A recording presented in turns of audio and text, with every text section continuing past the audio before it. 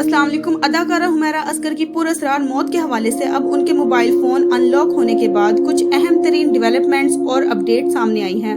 Police को अब उनके फ़ोन और आईपैड तक की रसाई हासिल हो गई है, तो बड़ी अहम तरीन डेवलपमेंट होगी। अगले कुछ ही घंटों में अंदाज़ा हो जाएगा कि केस किस करवट बैठता है। लेकिन अब तक की सबसे ज़्यादा चौंका देने वाली, सबसे अहम और सबसे ज़्यादा दिल दहला देने वाली जो अपडेट है वो हुमैरा असगर के फ़ोन से किए गए वो सेम मैसेजेस हैं जो उसने अपने फ़ोन से 10 मुख्तलिफ लोगों को किए। वो मैसेजेस थे, हेलो मैं आपसे बात करना चाहती हूँ। हुमैरा असगर की मौत के 3 दिन बाद तक उनके फ़ोन ऑन रहे क्योंकि उनकी बैटरी चल रही थी, लेकिन उन 10 लोगों में से किसी एक ने भी रिप्लाई नहीं किया। 10 लोग वो थे जिन्हें वो अपने दिल के बहुत करीब समझती थी, इसलिए वो आखिरी लम्हों में उनसे बात करना चाहती थी। लेकिन अफसोस की बात, उन 10 लोगों में से किसी एक ने भी उसे रिप्लाई करना गवारा नहीं समझा।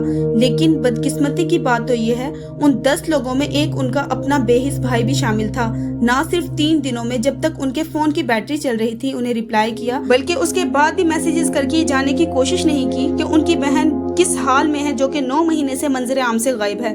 कोई सोशल मीडिया पोस्ट नहीं है, कोई टेलीविजन अपीयरेंस नहीं है, वो किसी से बात नहीं कर रही, माँ तक को उसकी कॉल नहीं आई।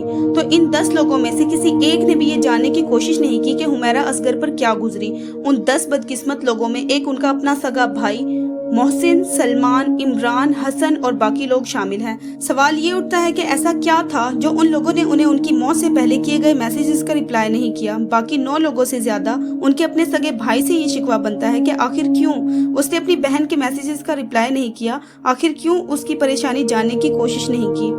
पुलिस के मुताबिक हुमैरा असगर की मौत डिप्रेशन की वजह से हुई है, लेकिन जिस तरह उन्होंने अपनी मौत से पहले सेम मैसेजेस 10 मुख्तलिफ लोगों को किए, ये इस बात का सबूत है कि वो किसी मुश्किल में थी और वो ये समझती थी कि उसके साथ कुछ गलत होने वाला है, और उनके साथ मौत की सूरत में गलत हो भी गया। तो सारे मामले को देखते हुए ये कहीं से भी तबई या हादसाती मौत नहीं लगती। तहकीकात के मुताबिक बताया जा रहा है कि आखिरी मैसेज जो रिसीव हुआ हुमैरा असगर के फ़ोन पर वो 10 अक्टूबर को था। 7 से 10 अक्टूबर के दौरान उसके दोस्तों ने भी उसे मैसेजेस किए और बिल्डिंग चौकीदार ने भी उन्हें कॉल्स की, लेकिन हुमैरा की तरफ से कोई रिस्पॉन्ड नहीं किया गया। इस बात से जाहिर होता है कि उनके लास्ट मैसेजेस के बाद ही उनकी डेथ हो चुकी थी। पुलिस ने जिम ट्रेनर से तहकीकात के बाद बताया वो इतनी फिट थी कि 3-3 घंटे तक जिम किया करती थी, तो इस बात का इम्कान बहुत कम है कि उनकी हार्ट प्रॉब्लम की वजह से या फिर किसी और बीमारी की वजह से डेथ हुई। तो इस वक्त सबसे बड़े 2 सवाल उठ रहे हैं कि अगर उनकी मौत तबई मौत नहीं थी तो फिर कातिल कौन है? क्या हुमैरा ने खुद अपनी जान ली या फिर किसी और ने उन्हें कत्ल किया? सोशल मीडिया पर ये सवाल बहुत पूछा जा रहा है और हर कोई जानना चाहता है कि आखिर कातिल कौन है। सबसे बुनियादी सवाल उठ रहे हैं कि मालिक मकान और उनकी फैमिली का इस मामले में क्या किरदार है, और लोगों के मुताबिक उनके किरदार बहुत मशकूक हैं।